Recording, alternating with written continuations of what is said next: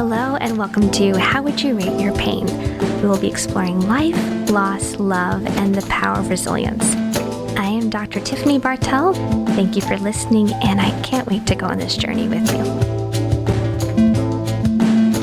Hello and welcome to another episode of How Would You Rate Your Pain, the podcast that covers life, loss, love, and the power of resiliency. I am Dr. Tiffany Bartell, your host today, and I am here with my new friend, Dr. Jonathan Parks Allen, and he is coming to us from the Food Forest Coalition of Chattanooga. All right. Did I get it all? Yes. Okay.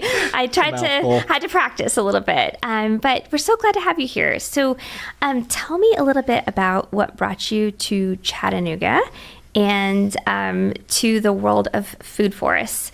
And I think maybe also what a food forest is. Yeah, that's a lot. We could spend the entire podcast just talking about that. So I did not grow up in Chattanooga. I was born in Mississippi, spent part of my...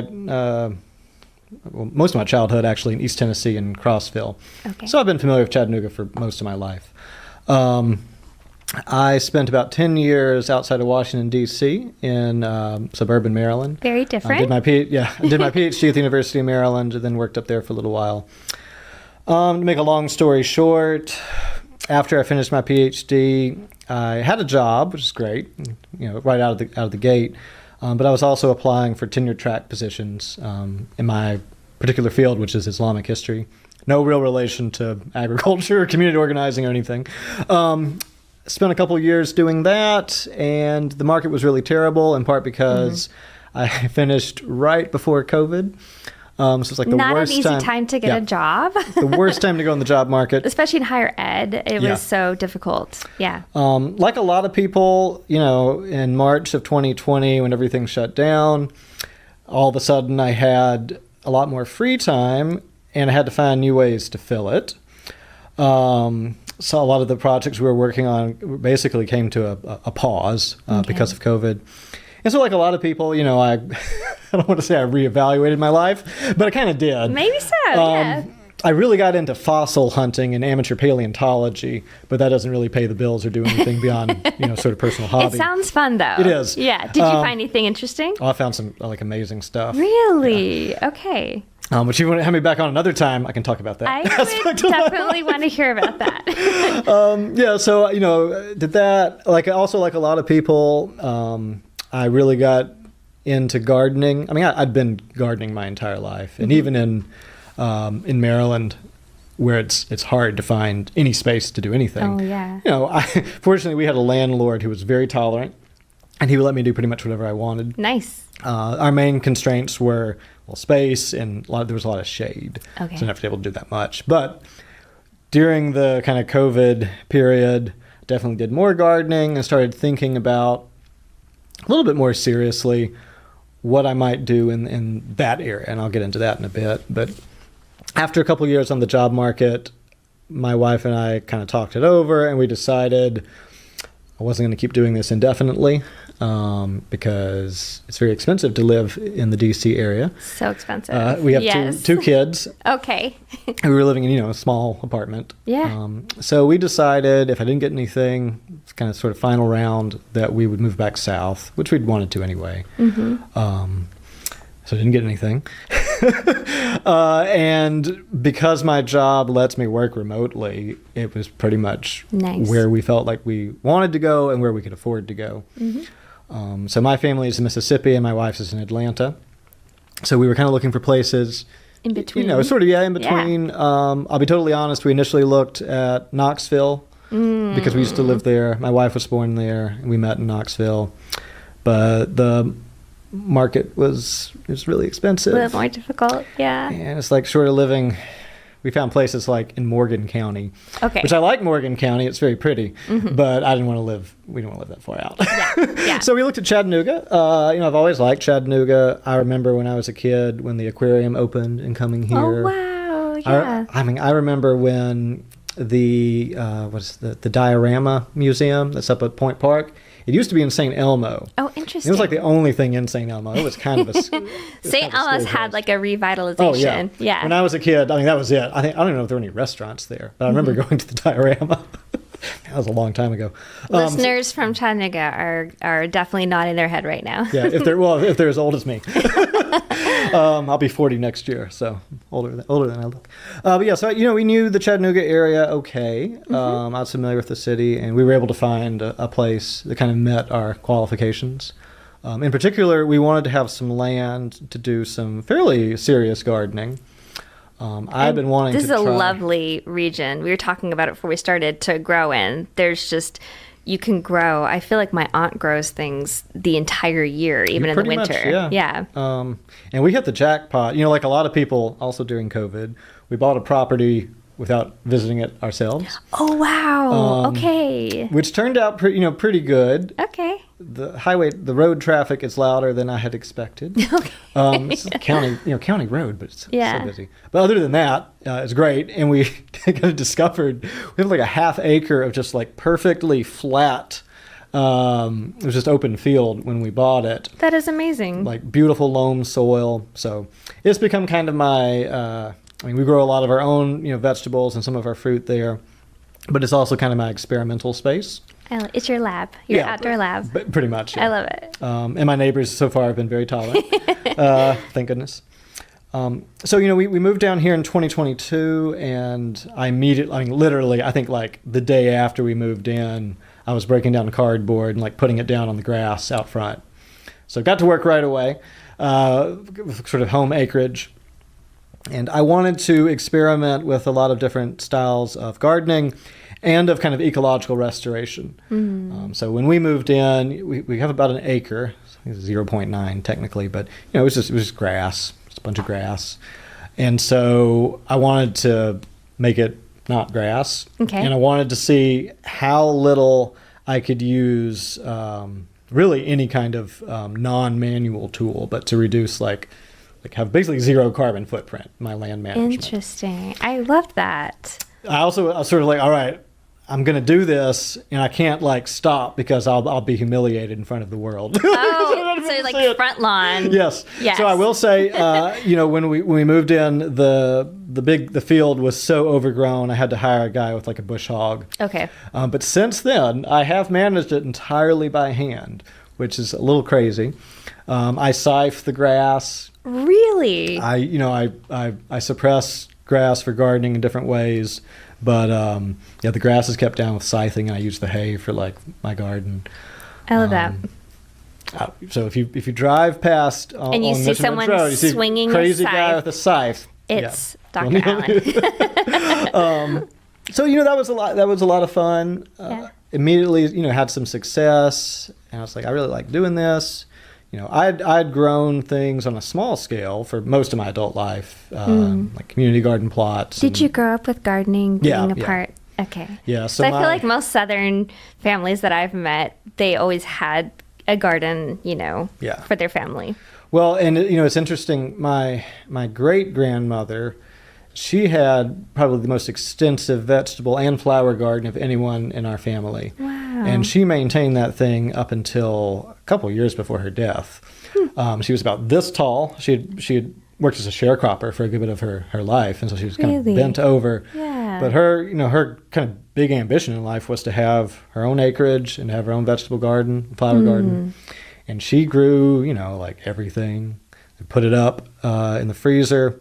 And she had a really nice flower garden, and she won best flower garden in Winston County all the time. Oh my goodness. So this is in your family lineage. Well, but then successive generations, like my grandparents, they had a big vegetable garden and flowers, but it was a little bit smaller than my great-grandmother's. Yeah. And then my parents, we always had a little vegetable garden out back. And we had a little one, actually. Now that we're talking about this, I've forgotten.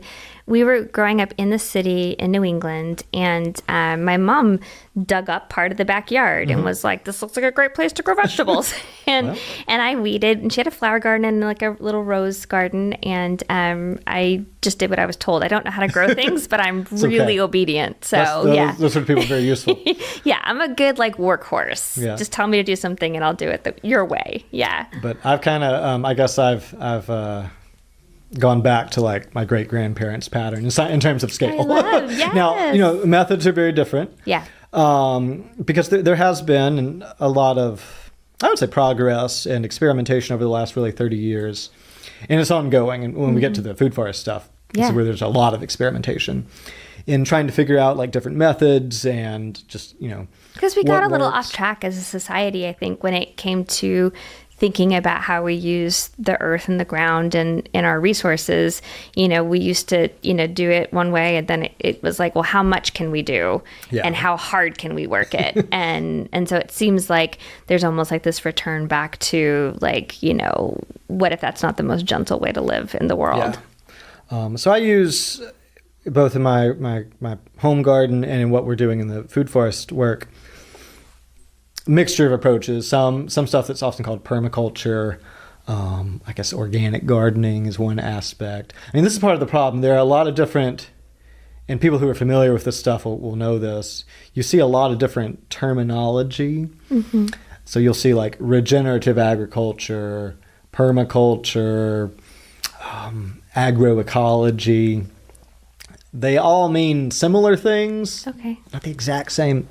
Well, there's a lot to unpack there, which we won't go into, but we use kind of all of these different aspects, and we try not to kind of be tied down by one of them. It's very much an experimental process. So it sounds like you're trying to like garden and grow in a way that's like the healthiest and like the kindest way for both people and for non-human organisms. Mm-hmm. So I personally like agroecology. I think it describes what I do pretty well. My neighbors probably say it just lets me tolerate a lot of weeds.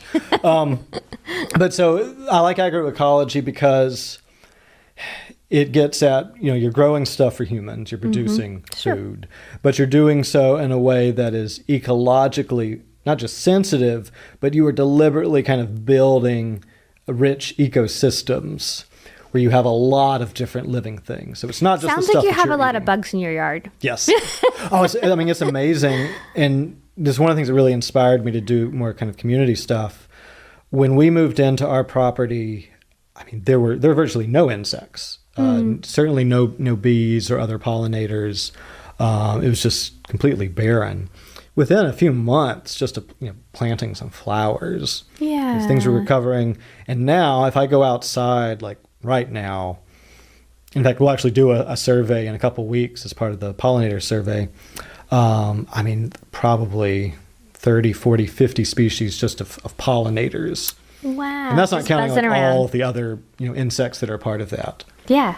That's kind of lovely to see it come back alive again. And it's just like that. Mm-hmm, mm-hmm. It really is. You make the space available, and you grow the right things. You have to be, it's not the right. It's just like the decent thing. Yeah. And life will just rebound just like that. Mm-hmm. And you'll oftentimes that's very encouraging. No, it's wonderful. When we think about the environment and we think about the world, there's a lot of, for people who care about, those things, there's a lot of like sad news. And so I love that, we talk a lot about resilience in the human experience, but, thinking that our environment can be resilient as well is kind of a lovely thing. Yeah. And we can make it, and this is one of the animating features or ideas of our food forest work, is that humans can not just like not hurt the environment. Well, that's kind of like a first step. Yeah. But we can actively create greater biodiversity and greater ecosystem health through our interventions.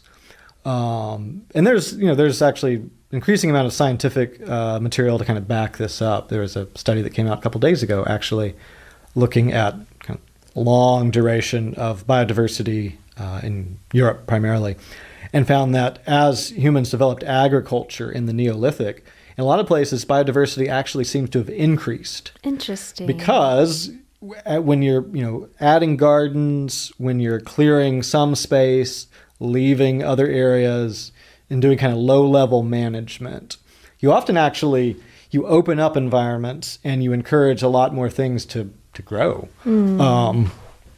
And this has been true in a lot of parts of the world historically.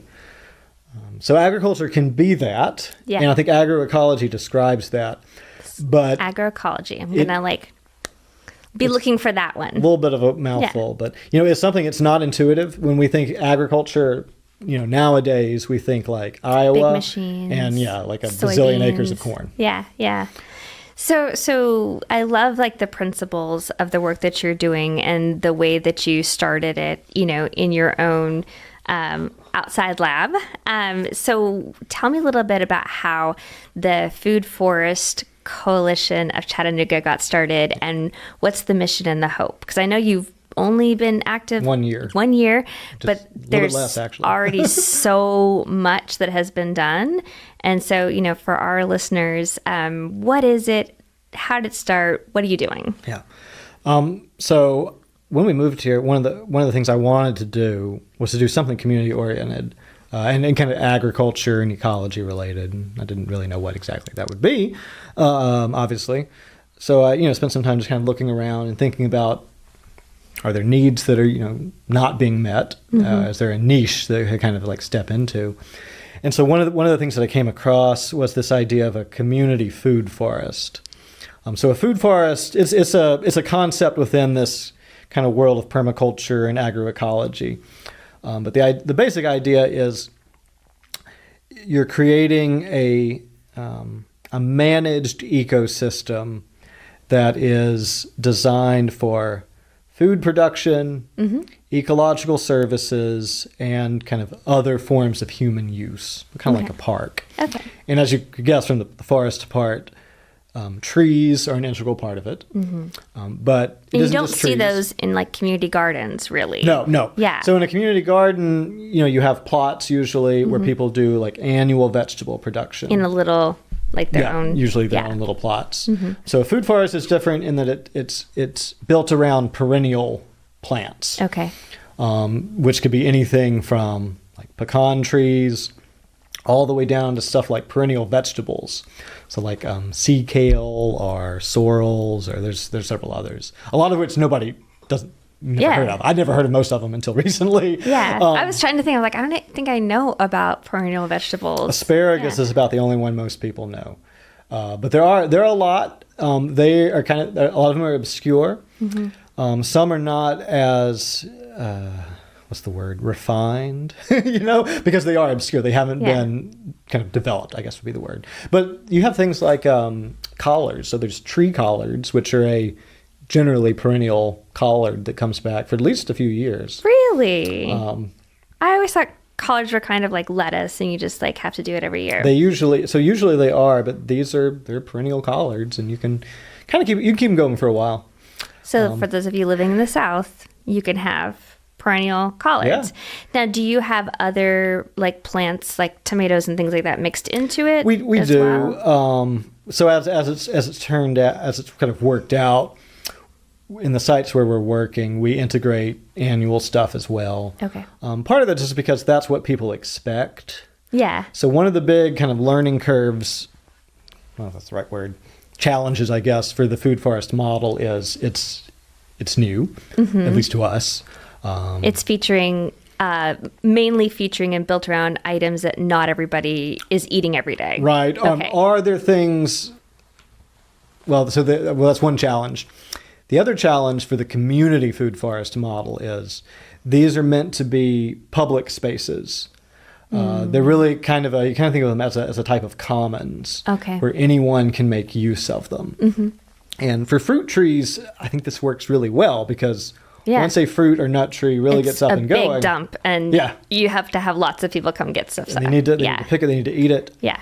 The challenge is that people will often, and we encounter fruit trees out in the world, not that infrequently. I can think of several near here. I've just noticed or harvested from, but we tend to see those, and either people we don't recognize what they are. Okay. You're like, what is this? Will it poison me if I eat it? I wouldn't know unless it's like a really like clear apple. Yeah. Yeah. Or there's this this feeling, particularly if it's like in a park. It's like, well, will I get in trouble if I eat this? Okay. Right? Yeah. Most places, even in like national parks, you are allowed to pick fruit. Okay. It's usually like explicit in the rules, but people don't always know that. I don't think I knew that. Yeah. Yeah. They don't. It's not like they put up signs to tell you. Right. So for instance, a few months ago, we were outside of Atlanta in a little park in she was at Sandy Springs, I guess. And there were 5 or 6 big old serviceberry trees. So serviceberry it's a native berry. The tree looks a little bit like I guess like a plum. Okay. And the fruit is about this big, and it tastes like a cross between a blueberry and something else. I'm blanking now. Anyway, it's really delicious. What color? It's kind of is bluish. It? Okay. Bluish purple. Yeah, I mean, I would never have eaten a blueberry off of a tree. Yeah, no, I mean, if you saw this, you probably would not recognize it as an edible. Yeah. And we walked past them, and I knew what they were because know these kinds of things. And so me and my kids started like collecting them and eating them, and they were amazing. Like they were really good, and they were the trees were loaded down with these. There were, I don't know, probably 50, 60 people that passed by while we were doing this, and most of them just looked at us weird, like, why are you doing this? But a few people stopped, and they were like, can you eat those? I was like, yeah, this is a serviceberry. And then I give my spiel, and I guess I sound authoritative enough. I would believe you. I literally believe you right now. Yeah. I mean, I could just be There's making this up. There's even no berries No. in here, and I'm like, I need to go find this tree. Yeah. So we had some people, they tried them. I did overhear a dad just pushing his little girl in the swing, and she was like, I want to go eat those berries. He's like, no, we can't do that. I was like, oh, so I didn't say anything. no. I wanted to, but I resisted. Good job not. Yeah. But I mean, the lesson there is, and I guarantee that an urban forester probably had to deliberately decided we're going to plant some edible trees, which is great. Yeah, unless nobody knows. That's exactly. Yeah. And there was no signage, no information, nothing that would kind of authorize people or educate them. And so this is probably the biggest challenge, and it's one of the things that we are working to address. But anyway, let me go back to the to the model, to the food forest. Yeah. Yes. So I mean that's the basic model, that you have kind of layers of productivity. So you have like trees and then bushes and vines. And vines, so think of like muscadines, raspberries, blackberries, or canes as well. So all these different things. And then the bottom layer will be herbaceous stuff, flowering things, some of which people can eat or use, others of which are just for what we call ecological services. So it like feeds the soil or attracts the pollinators. Right. Okay. Yeah. And they look nice. Yeah. So we kind of expect like our growing spaces to be attractive. Yeah. Yeah. And it's fine. I mean, yeah. If you want, and particularly because we want people to use these spaces the way you would use a park. Okay. So that means like there's designated places to like walk and to be. So paths, it's not benches. like totally filled with vegetables and fruits. Yeah. And that's something, we're working on figuring out how to make these spaces inviting and how to get local neighborhoods and communities to kind of put their stamp on them so that they fit. Because it is a different way of thinking about of kind of how you grow food. It's also a different way of thinking about kind of what do we do with space, with land. Yeah. And that's one of the biggest kind of interventions we want to make. If, in 20 years, Chattanooga has a lot less grass, like just mowed grass, and a lot more everything else. Yeah. I feel like I'll have accomplished something with my life. Well, I mean, I think in 1 year it already has more. That's a few acres more, yeah. Yeah. So I think you told me that you've planted, is it 12 food forests? So we're I'm trying to think how many we've worked with. So this is the other thing about the model that we kind of developed. Maybe I could get to that first. Yeah. Initially, we had a meeting in like August of last year with some interested people. We were able to get a site kind of right away, actually, to start working at the Methodist Church in St. Elmo. It was just a hillside. It's just grass. They mowed every 2 weeks or whatever. We got to work on that starting last fall, and it's now the most kind of developed of any of our sites. Wow. So, it worked out really well that there was already someone in the church, Denise, who knew what a food forest was, which is like, has one on her property. Oh, wow. In St. Elmo. Okay. So Perfect. she was like really ready to go, kind of sold the idea to the church committee or whatever that was in charge of that. And there we've kind of built from the ground up. as we kind of got going and sort of started to look for more partners and kind of figuring out, what are we doing, we've increasingly kind of expanded our range of potential partners, and we found people who are already doing some things of their own, and they are like, you might say, affiliates. We're not necessarily designing or building, but we have some role to play. So we have about, 6 or 7 locations that we are working with, and then we have a few others that we've had a connection with, or that we will be working on. Okay. So it's several closer to 10, different stages of development, but that's a lot. I mean, for our first year. Yeah. So, I had originally, my goal had been to start like maybe one community food forest, like St. Elmo seemed like the easiest place to do it, and then kind of do that for a year or two and see where it went. Wisely or unwisely, sort of ended up kind of building an organization. Yeah. and it turns out people are really into this. Well, that's the thing. We had people approach us wanting to collaborate. I love that. And that was really wild. I didn't really think that was going to happen, to be totally honest. Yeah. Well, I figured like maybe eventually. Yeah. But yeah, so we're working really intensively at a handful of sites. One in St. Elmo, one on kind of side of Lookout Mountain, the Lookout Mountain Conservancy. Yeah. We have another one in the Cedar Hill neighborhood, kind of on the state line. Yeah. And then one in the Emma Wheeler Homes community. And we've got a couple of community centers that have kind of has also started projects. So we're hoping to expand in that. So do you tend to look for communities and reach out to them? Okay. Or if they reach out to us, it's just whatever. But so it's bilateral, like you can reach out. So if there was someone watching who's maybe they are part of a church community and there's some extra space. Acre. Yes. Or a neighborhood, if they have like some shared green space, then they could reach out to you, you know, as well. What are some of the other things I'd love listeners to hear about? Like you were telling me that in some of these places, people have maybe gardens, maybe it's, affordable housing, or whatever, or they want to plant in the little space that they might have. But, you mentioned there's soil testing you guys can do, there's trees, tell us a little bit more about how some of your partners, serve the community as well. Yeah, so this is something else that we want to do more of. And it was something that that also precipitated this idea. Really, I was driving around kind of the East Lake area, and you see there's all these like home gardens. There's people who have like peach trees and banana trees and other things planted. So particularly Guatemalan migrants who come from a culture, who bring a culture with them in which home gardens and really what are basically food forests have been around for 3,000 years, basically. It's a very long tradition. So they already kind of have that knowledge and that interest. What is often needed are really resources.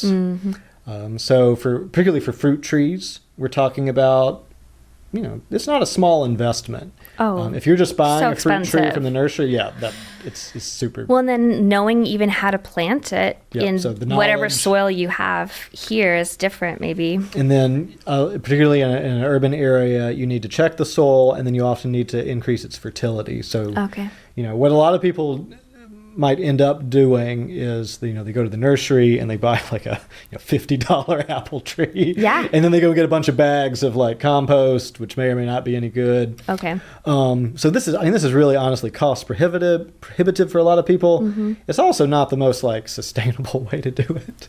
And I apologize, like if there are any people who own nurseries, I'm not trying to like take business away. We love nurseries. Yes. But if we could provide like particularly starter trees and other resources like compost, wood chips, which can be really hard to get and expensive. If you have to pay for them, that's something we really want to do, and we've already kind of started building the infrastructure to do that. Because you're sourcing trees even now. I think it was nut trees. Yeah, we've got our connections. Yeah, and that's the thing. I mean, there are people all over like Chattanooga and kind of our rural hinterland who have like the knowledge, and they have a lot of like the resources, and they're often like, they love to give stuff away. Yeah. It's just a matter of connecting people and kind of making these resources legible and available. And that's what we're kind of building towards. Well, and you also were mentioning last time we spoke about how you go back and check on the sites and monitor and educate. And, you know, because sometimes we can get somebody with knowledge to help us start something, but then if we don't know, why does this leaf look like this? Or, you know, when I've tried to garden in the past, I just send pictures of things to my aunt or my mom, and they're like, spritz it with this, or, you know, it needs that, or whatever. But that's a lot of lore that, you know, can be kind of discouraging and, you know, could cause like that little ecosystem to start to suffer. And, you know, it's funny. I mean, this is both it's a challenge, but it's also an opportunity. Because when it comes to growing things and really just kind of caring for the land in general, there is a lot of knowledge you can get from books or the internet or, you know, YouTube or whatever. But when it comes down to it, what you really need are a community of people who know how to do things and who kind of learn how to do things actually there. And like, that's really irreplaceable. Yeah. But it's a way of building community. And that's another thing that we really want to do. And I feel like we've already started to do, is just bringing people together with a common purpose. And it might be as simple as, you know, we've got a few fruit trees we want to keep alive, or as big as, you know, we're building like a agro ecosystem in our city. Yeah. But it's something that people can share. And it's also crucially something that I think you can share regardless of other forms of identity. So it really kind of crosses, you know, lines that you wouldn't have any other reason to maybe broach. I mean, you know, it sounds a little cliche, but it is true that we share the earth. We're dependent on it. And we all have a connection to the land here, whether we sort of realize it or do anything with that connection, you know, that's another thing. But if you live here and, you know, you take part in the kind of tending of the land, I think that it creates something that is hard to do otherwise. Yeah, I think that's quite lovely to think about. Like, you know, we talk about like loneliness is an epidemic, and there's so many like mental health, but also physical health, you know, implications. And so if we think about, you know, we know that working in soil has benefits directly. We have research on your mental health, getting outside, getting exercise, getting movement, sunshine, you know, growing things that you eat. I mean, that just elevates what you're eating. And I would say too, like for my, you know, parents out there, my son was a really picky eater. He might still be a little bit, but we had a little garden when we lived in northern Idaho, and he would eat things out of that garden that he wouldn't, if he could go pick it. It's crazy. He would eat it there, even though if it came to the grocery store, he was like, nah, I'm good. No, yesterday, actually, we were at one of our sites at the Ella Library in Cedar Hill, and we grew a bunch of cucumbers because we do perennials, but we grow everything. And those are like very, like, I think cucumbers, tomatoes, it's like instant gratification. Yes, well, the kids were picking them, and they're just like wandering, like eating, like chewing like a whole chunk of cucumber. Oh my goodness, did your heart grow 3 sizes bigger? It's really great. They're so excited. Like my daughter was one of them. She's just walking around, got a cucumber she's eating off of. I love it. And yeah, I mean, they would never do that otherwise. Right. Yeah, some waxy thing from the grocery store. I mean, it doesn't taste as good, but it's also it's like the fact that you helped to grow it. Oh, you're so proud of that. And the kids, like, we check up on everything every week. They water and you pull weeds. I mean, like, there's a sense of ownership. Yeah, well, I mean, they planted them in the dirt and then watched them every week get a little bit bigger, and then finally the fruit's there, and it's just it's wonderful. That's beautiful. And it's something, I don't know. I mean, part of me recognizes that this kind of work isn't gonna, like, we're not gonna, like, end racism or stop climate change or, you know, all these other things.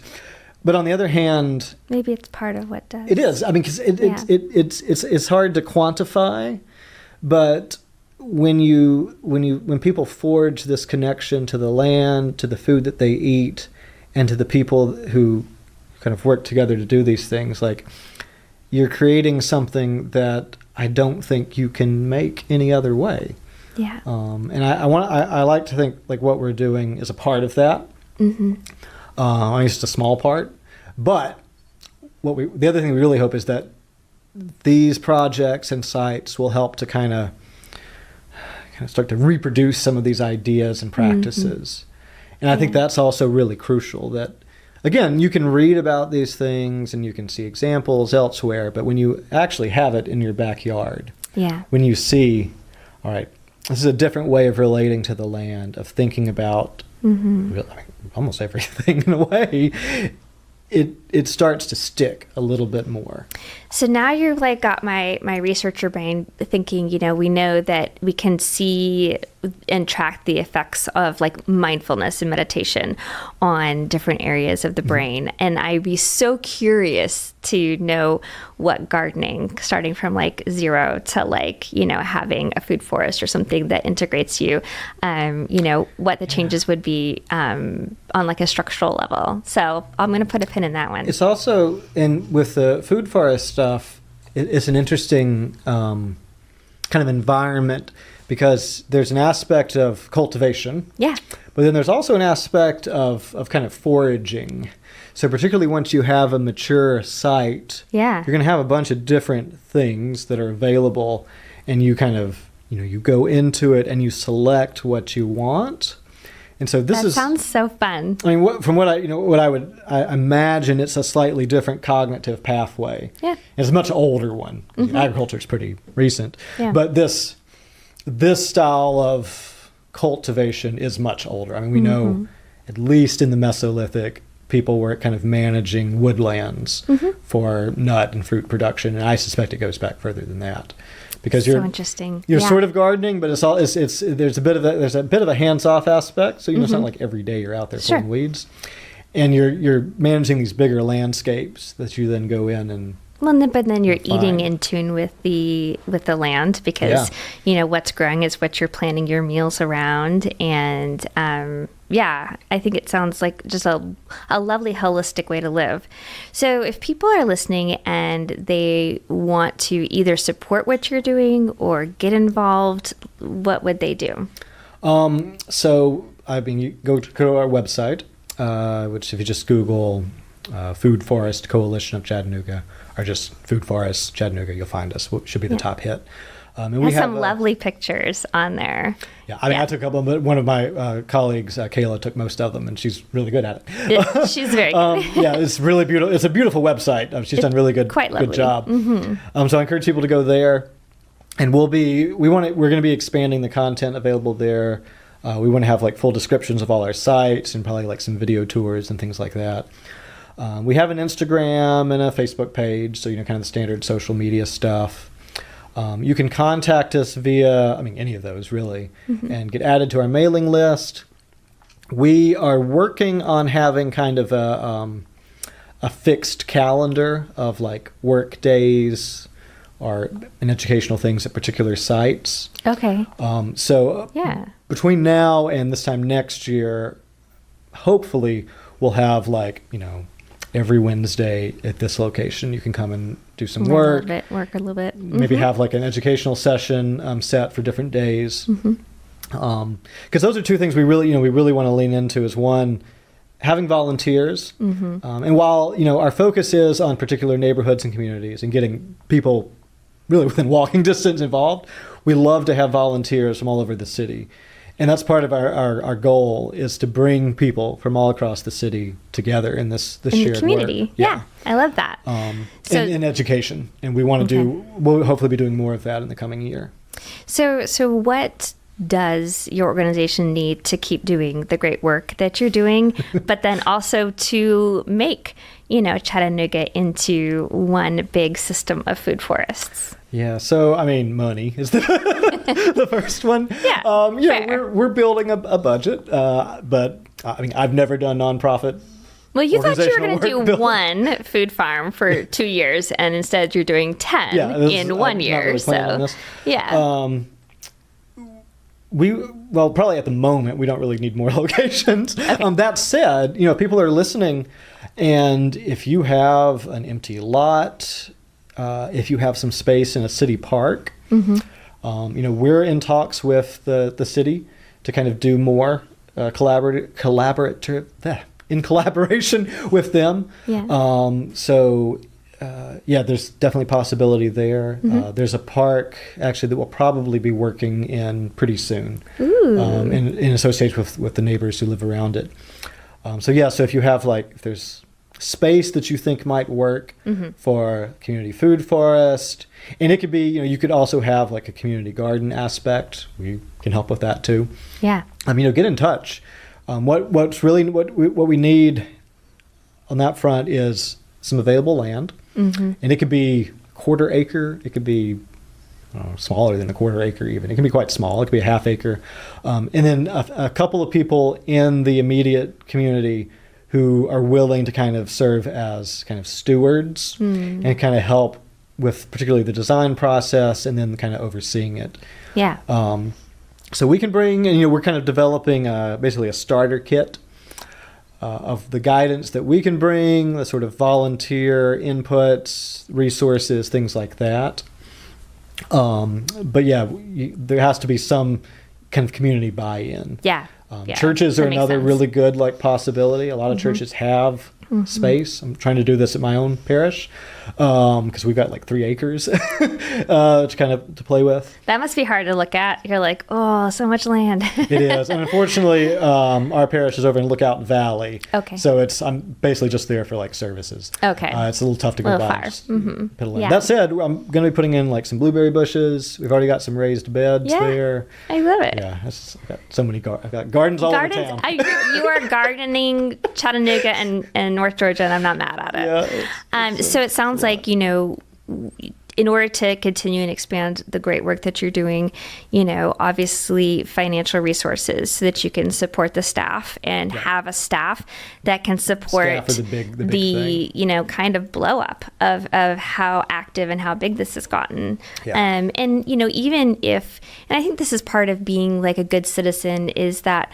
I want neighborhoods in your community to have the resources and to be growing things. Someone growing something in St. Elmo. I don't live in St. Elmo, but it makes me happy. Yeah. And I get enjoyment. And so I think that, especially in the times that we live in, we're all looking for a way to do good in the world. And so, my neighborhood, I don't think they'll welcome a food forest. Maybe I need a new neighborhood. But I want food forests to exist and to grow. And so, financial donations sound, manpower sounds like another resource. And then people who do have access to land and, are willing to put some skin in the game in their neighborhood. Finding people and kind of bringing people together. And you don't have to know how to garden. No, it's not. I mean, honestly, we're still figuring it out ourselves. It's You're figuring it out is probably at a different level than my figuring it out. I was telling the producer before, I have a little basil plant that's suffering at my house. I think it needs a bigger pot. Probably, yeah. It's still in the pot from the grocery store. Oh yeah, definitely. It's a bigger pot. I water it every 2 days, and when it starts to droop, and it's no way for it to live. Yes. Yeah. Okay. We'll talk about it later. Watering it because it's possible. Okay. We're gonna talk off camera about my basil plant, but yeah, I think that when we're thinking about when we feel sad about things in the world, we don't have to sit in that. We can go out and do something, or sit at home and do something. It doesn't take much to hit a donate button, or look around your neighborhood for a place to make something, that serves everyone and brings everyone together. So I really like that idea of, we talk about, kind of correlating it back to loneliness. I was reading some research, and that feeling of loneliness is actually an adaptive, mechanism in the brain. It's supposed to tell you when you've been alone too long. Which is dangerous. Yeah, well, exactly. But when we're lonely, sometimes we sit at home and watch Netflix and eat ice cream, which just makes us more lonely. Yeah. And so I think that, for those who are worried about the environment, or concerned about the land, or even just need to feel more of a part of a community and belonging, this is a wonderful way to get involved financially, practically, community-based. There's so many layers. It's almost like the layers of support that can be given for this are like a food forest, because you can participate at any level and still grow something so beautiful. It all kind of comes together. Yeah, I love that. Yeah, I think the thinking in terms of like ecosystems is a really nice, like, works as a good metaphor for a lot of things. Yeah, I mean, because we're all here together, and there's so much good to be done and so much work to be done, and we can't do it alone. Or in little groups. I love that. Thank you so much for being here today. This was so fun. We'll put your information in the show notes so they can find that beautiful website and see the lovely pictures. If you're listening today and wondering how you can get involved, I encourage you to think about those layers of participating in this wonderful community of food forests. So that's what we have for you today. And if you're listening to this story and you're feeling stories of your own coming up, just want to encourage you to create those spaces in your world and support system to be heard, and be gentle with yourself. We'll see you next time. Thanks for listening to How Would You Rate Your Pain? Please subscribe on your favorite listening platform so you never miss an episode. And if this show made you think of someone, please share it with them to help us grow. I'm your host, Dr. Tiffany Bartell. You can find me on Instagram at the_happy_therapist_. This show is not intended as medical advice and should not take the place of therapy or other mental health services. Please consult with your doctor or mental health provider about your own health. You deserve all the support. How Would You Rate Your Pain is co-produced by WaveLength Studios and Chattanooga Podcast Studios and is part of the Podnuga Network. Graphic design provided by Josh Wilhem at JW Creates and music by Michael Crosa. I'm Dr. Tiffany Bartell. Thanks again for listening. We'll see you next time right here on How Would You Rate Your Pain?